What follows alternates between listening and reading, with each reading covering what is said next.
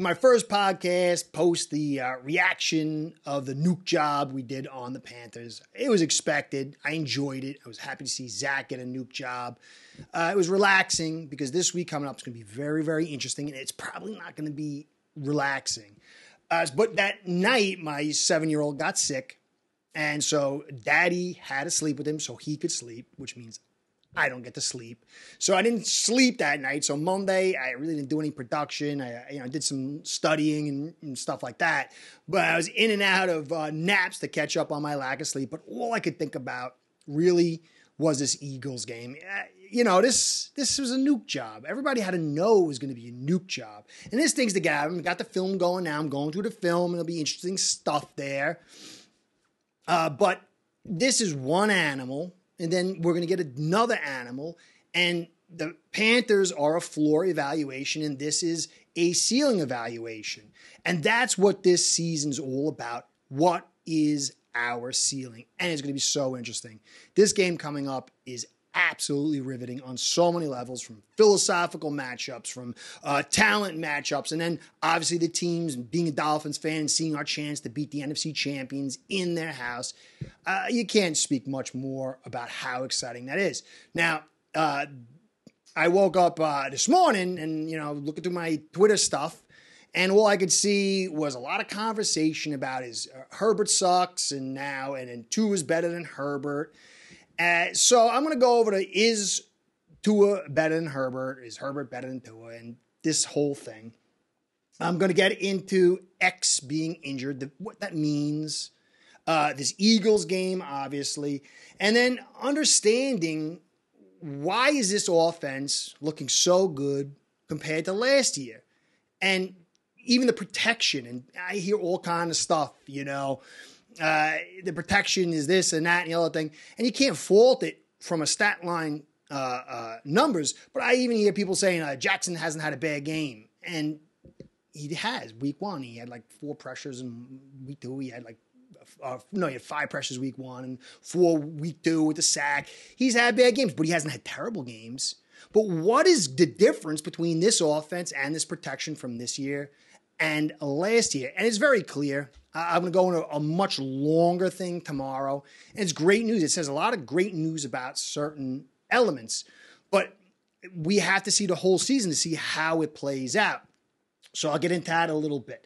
So that will be the whole thing today. Tua, differences between 2022, a light stab on that, offenses, X, and this upcoming game versus the Eagles.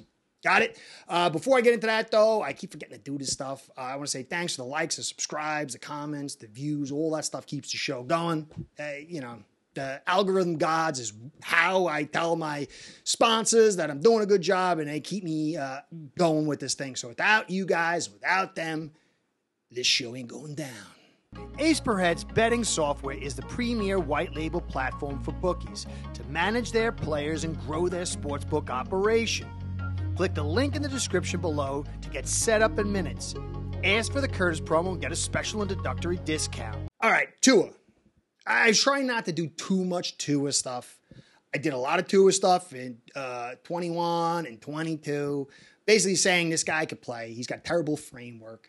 I was one of the first guys to say focus on the release. The release is critical. He needs a run game. He needs better than the 45th offensive line in football. The guy's got talent. He's just got to get the framework. So he's got the framework. He had some of the framework last year, but key elements were missing. And now this year, it seems to be there. So this guy could play. And the key thing, though, for me always was the injury thing. But you've seen over and over again, one guy on Twitter, he's always doing this. He calls it Tua Jitsu or something. I don't know, something like that. And showing how when he gets hit, he's rolling out of it. I took martial arts. I was a little bit of a daredevil. I would jump off my house as a kid to practice, hitting the ground and rolling. I know good rolls. I know how to roll. Not anymore, I'm old, but Tua is, if you look at Tua this year compared to last year, when he gets hit, how he rolls out, this guy spent a ton of time learning how to absorb a blow. And it is going to go a long way to keeping this kid healthy. And availability is the key in the NFL. And I don't really have any concerns over him at all anymore for his injury process. Now, if he gets a concussion or something like that, I'm going to be a little concerned because he's had a couple, but I don't see, given what the framework is around him and what he's doing in those moments, that this is going to be a major concern. And that's a huge knock to take away from this kid. But then you go into the rest of the stuff, his ability to navigate, his second year in the system to be able to go through reads and to deliver them, the football on time, to handle the pressure, to do what he usually does, drop it into space with anticipation and the quick release. All this stuff says this kid's a really good quarterback. Now, does that translate into the ultimate goal? We will see. You can't just take this period and say he's going to be that. That's why I always hated this Herbert is better than Tua. We picked who we picked, build the right framework around a kid and see what happens. Now, Allen, he had a good framework, then it dived to a poor framework, and now it's a terrible framework. Tua had an abysmal framework because he was rushed in early, and then 21, he had a 45th best offensive line in football. And then he started pulling together with a new offense, but there was problems with the run game, problems with the offensive line, and then he got the injuries. Then he pulled out the injury thing by learning how to roll. They added a run game, added receiving talent, not keeping so many people in, and now he's got the framework to accentuate his skills. Herbert, he's in a new system. There's definite problems over there as far as the whole coaching tenure. It seemed a little bit better for him the first couple of years, but he hasn't had great success in the postseason. So, to me, obviously Herbert's bigger, faster. He's got the bigger arm. But what does that translate to if it's not translating to production on the field and, more importantly, postseason? Tua, he's got the quicker release, quicker anticipation. He's got the better framework. And this year, let's see it play out. I think both these kids are good kids. I think Aiden Allen, he's a good kid. All these guys can be a success given the right framework. If you're not judging a framework, then you're missing out on the point of football. Tua now has what he needs. Tua is proving to be a very good, we'll see, elite quarterback. He's the guy we need to franchise for the future, and that should just be enough. Because all this stuff keeps away from the conversation that football is a team sport. And so you got guys like Dan Marino, who was a great quarterback, but he had a poor framework. Great passing framework, but a bad defense, no run game. And what did he get? Bubkiss when it really counted in the Super Bowl with one appearance. So for me, Tua has always been good enough. The framework is finally now good enough. Let's just eval the kid based on himself and him alone. We'll see. If he ends up with a Super Bowl and Herbert doesn't, then obviously he's the better quarterback. But let's let it play out. All these are talented and good kids, and I just believe this whole conversation is wasting time of fans. Maybe it's just this thrill of the argument, but really, it really doesn't translate to much. Now, Tua last year had some really good games, but then there was like some problematic games. And it shows you how the framework is critical when you look at, obviously, first two seasons, this is obvious. But last year to this year, what's happened? Now, look at the run game. This run game has elevated this team to a whole different level. It takes eyes off Tua and the pass game. It slows down the ability to just get after the quarterback, and it's a critical asset. I mean, this is huge rushing totals. And so when you marry Tua with this run game, it's like what he had in college, and he's succeeding at a very high level. But it goes a little bit more than that. You look at last year compared to this year, Tua had 2.6 seconds time to throw. So that is a big deal difference than last year. And it came about because we had to keep more tight ends in, more blockers in, and less guys to go into routes. That's why I did my new stats to show you. Now this year, we've been putting way more guys into routes, and that has allowed us to get the ball out quicker. 2.6 last year to 2.37 this year. That's a huge difference. He's number 2 in the league, with number 1 in the league as far as whole season time to throw. Last year, he was number 6. So when you want to protect somebody, time is the enemy. It makes the blocks harder and harder and harder. And so you're seeing good protection because the ball is coming out at an extremely fast rate. But it's partly, and a very big piece of it, is more receivers in routes, faster receivers in routes. Last year you had Craycraft and Sherfield. And now, you're going to get Claypool soon. You got Berrios and the Chosen.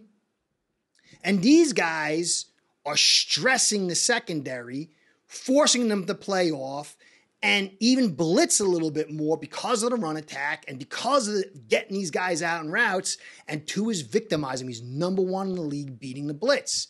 Last year, he wasn't blitzed at all. I think he was 32nd least blitzed. So all this stuff ties together. Now, if you look at the most difficult time for protection and some of the harder times for Tua, he thrived in one and then he got beaten another. Week 1 against the Chargers, he had the time to throw was 2.53, and they played a lot of man to slow down that early throw, and he got 14 pressures, but he had a very high aggressive throwing percentage and made some amazing throws that put him over the top. But that 2.53 second mark, which is not really high in the NFL, it's less than what he had last year, still had him 14 pressures. But he was able to navigate that pressure. Now, week 4, where he was beaten, the team was beaten by the Bills, he had 13 pressures and 2.46 seconds time to throw. And so when he gets into that 2.4 and higher, this tends to be a little bit of problem. But when a ball comes out quick, he doesn't get the pressure and he kind of eviscerates these secondaries. Now, you have to also understand that Tua is able to go through his reads. He's got more reads than what he used to have. He has the running attack to help support him. And all this helps the protection. And it's a big difference from last year to this year. But McDaniel learned as well. Last year, the intended air yards or completed air yards was 9. I got to check the intended. It was completed air yards was 9.6. This year, it's 8. So McDaniel said, you know what? I got this quarterback. I believe in him. He's taking a beating, and we got to make sure he stays healthy this year. Let's make sure we add in a run game. Let me call a number of runs. Let me get faster receivers to put more guys in routes so I can get the ball off quicker so he's not getting the pressure. But then let me dial up shorter distance passing. Now, I'm sure Tua's making better decisions to go shorter. But when you check the intended air yards, it's down as well. I forgot to write it down. So all this stuff is the framework supporting Tua. And within the right framework, he's had great success. The only blemish really on him was that game against the Bills. But despite what people are saying, Eichenberg and the loss of Tehran really hurt. Now, we're going to see this week, he's going to be able to do a lot of the same stuff. We're going to have to get that run game going. We're going to have to get the ball out quick. And if they do, they're going to put points on and hurt this Eagles defense. And then it's going to be up to our defense to limit them as much as we can. And that, to me, is going to be a major complication. And that leads me into X. X has got a groin issue. He had a groin issue last year. If you watch my podcast, I said after week 2, said something don't seem right. He got victimized by Sutton. He's not looking like he did in preseason. And now it's come to a point where he's down. And personally, I think he's going to be down as far as not being able to be who he was in preseason or who he can be all season. This has been a problem for him for over many, many years. There's an inability to stay healthy. The groin's been now stretched for 2 years, and it's going to be very difficult for him to be who he needs to be. He's going to miss this week, and it's going to make this challenge for Fangio and this defense extremely, extremely hard. If you notice with the Chargers game, you had a mobile quarterback that had a good offensive line, and they had some talent at the receiving group. But all that is starkly lesser than what they're going to see this week. And then you add in he's more mobile on the ground as far as willing to use his body to run. And it's going to be very difficult for Fangio to run his two tight, the 2 tech, 2 eye tech, and a 3 tech, and the 5 tech guys outside, and the 2 linebackers over the top, and not have X and still get the coverage he wants. I mean, you got Brown and Smith, Eli Apple on either one of those guys is not pretty. Cam, maybe he plays on the outside. Kohu struggles in mid to late clock, and you got an offense to block, but is Lane Johnson going to play? I don't know. So to me, I think we're going to see a good offensive production. It's going to be determined by this run game and the ability of that secondary of the Eagles to kind of slow it, to get it to that 2.4, 2.45 second mark for them to get that pressure. They've got great interior pressure. If Jalen Carter is playing, he's number 1 in the league as far as interior pressure. I think overall DT. I don't know if he's going to play or not. And so I think that's going to be the thing. Can we run the football and can we protect long enough in that 2.45 seconds to get those over the top plays? And I think we're going to for the most part. It's this defense that's a concern. And people will say Fangio can't coach.